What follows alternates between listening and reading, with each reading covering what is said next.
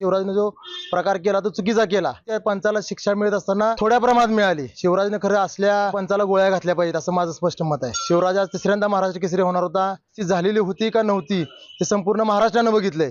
त्या पंचाला शिक्षा मिळाली ती कमी आहे। त्या कुस्ती ज्या व्यक्तीला समजत नाही त्यालाही कळालं की कुस्ती झालेली नाही। खरं तर काल जे प्रकार घडला तो खरोखर चुकीचा होता म्हणून मी काल सर्व मीडियाच्या माध्यमातून सांगितलं की शिवराजने जो प्रकार केला तो चुकीचा केला। पण खरं चुकीचा एवढाच मी म्हणतो की त्या पंचाला शिक्षा मिळत असताना थोड्या प्रमाणात मिळाली। शिवराजने खरं असल्या आज त्याच्यावर जो अन्याय झालाय त्या पंचाला गोळ्या घातल्या पाहिजेत असं माझं स्पष्ट मत आहे। कारण हाच प्रकार 2009 साली माझ्याबरोबर बाबतीतही घडलेला होता। शिवराज आज तिसऱ्यांदा महाराष्ट्र केसरी होणार होता, मीही त्यावेळेस तिसऱ्यांदा महाराष्ट्र केसरी पहिल्यांदा होणार होतो। आणि पंचांच्या चुकीच्या निर्णयामुळं आणि 6 मिनिटाची कुस्ती जवळ 1.5 तास चालवल्यामुळं मी जो अन्याय सहन केला तोच आज अन्याय शिवराज सहन करतोय। कुस्ती झालेली होती का नव्हती हे संपूर्ण महाराष्ट्रानं बघितलंय।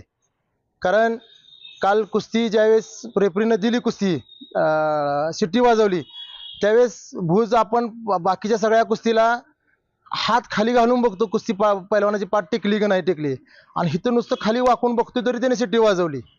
खरं तर ह्या सर्व प्रक्रियेमध्ये पृथ्वीराज मोहोळची कुठंच चुकी नाही मला असं वाटतं। कारण ज्यावेळेस पंच शिट्टी वाजवतो त्यावेळी कुस्ती सोडून आपला विजय साजरा करणं हे त्या पृथ्वीराजचं काम होतं, आणि जो पैलवान असतो त्याचं काम असतं की आपण कुस्ती सोडून आपल्या साईडला जाऊन उभं राहणं। पण आज जो प्रकार घडला शिवराजच्या बाबतीत तो खरोखर त्या पंचाला शिक्षा मिळाली ती कमी आहे। कारण कुस्तीगीर परिषद असेल किंवा कुस्तीगीर संघ असेल, पृथ्वीराज मोहोळ असेल, ह्यांच्या बाबतीत माझी कुठलीही तक्रार नाही किंवा साईड पंचांवरही कुठला आक्षेप नाही। तो जो शिट्टी वाजवणारा पंच होता त्याला दिसत होतं डोळ्याला की पाठ टेकलेली नाही। परत संपूर्ण महाराष्ट्रातले जे प्रेक्षक टीव्हीवर बघत होते त्या न समजणाऱ्या कुस्ती ज्या व्यक्तीला समजत नाही त्यालाही कळालं की कुस्ती झालेली नाही, पण तरी सुद्धा पंचांनी निर्णय दिला।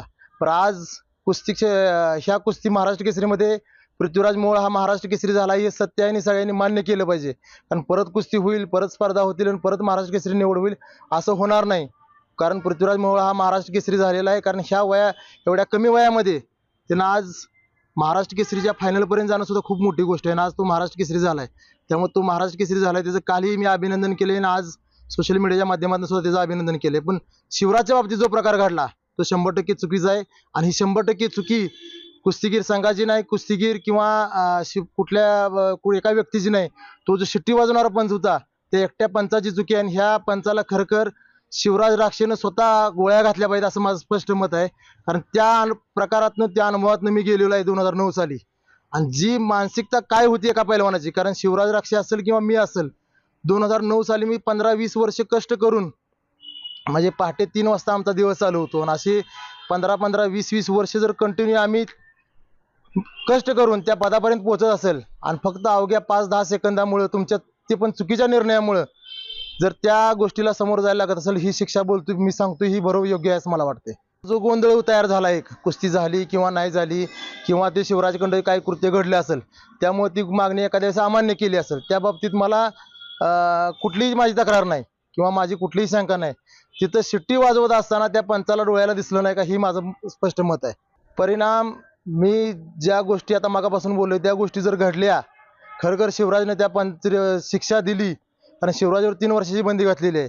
जर बंदी त्याची उठवली नाही आणि खरखर त्यानं जर ही शिक्षा दिली तर येणाऱ्या काळामध्ये जसं मी 2009 साली 15 वर्षापूर्वीची माझी घटना आहे, मधल्या काळात बऱ्या अनेक घटना घडल्या अशा अन्याय होण्याच्या, आज शिवराजवर घडली। येणाऱ्या काळामध्ये ह्या गोष्टीला कुठेतरी आळा बसेल।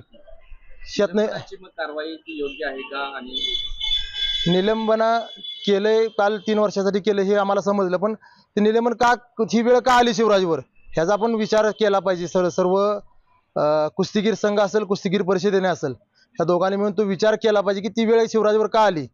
त्यावेळी 2009 साली मी आत्महत्येचा विचार केलेला होता की आपल्यावर अन्याय झाला आणि आपण आता ही कुणापाशी मागण म्हणून दुसऱ्या-तिसऱ्या दिवशी मी आत्महत्येच्या विचारापर्यंत पोहोचलेलो होतो।